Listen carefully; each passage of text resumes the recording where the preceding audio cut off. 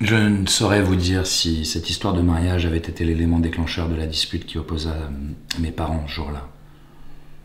À dire vrai, toute la famille surnageait depuis un moment sur un océan déchaîné, voué aux affres de tempêtes incontrôlables.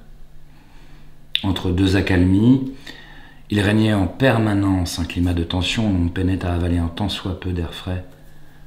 J'avais alors 19 ans, et mes journées s'enchaînaient au rythme des cours de théâtre que je prenais à la fac, des séries Netflix que j'avalais en fumant des pétards avec mon ami Baptiste, et des festivals d'électro que je fréquentais assidûment, défoncé à la kétamine.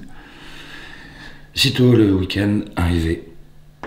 La veille, Romy, ma mère, tout du moins ce qu'il en restait, avait insisté pour inviter notre anxieuse petite cellule familiale dans un café bio d'Aix-en-Provence où nous résidions. Sitôt que nous nous fûmes attablés, Colin, mon père, s'était lancé dans l'une de ces diatribes infernales dont lui seul avait le secret, fustigeant à voix basse les deux jeunes femmes qui occupaient la table jouxtant la nôtre.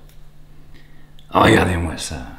Ça se gave de smoothie, carotte goyave en parlant anglais avec la bouche en cul de poule. Et je vous parie que ces deux connes sont françaises. Elles s'agitent son chignon de pouf en théorisant sur le thé matcha. Conne!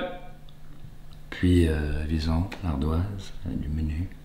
15 €, ils se foutent de qui? Peut me dire? Pour une assiette taille dinette de raclure de légumes bio, là, gratinée au tofu. Mon père ne supportait rien de moins que la croisade végane, qui, selon lui, consistait à vous traiter d'assassin sitôt la première bouchée de sandwich poulet mayo englouti.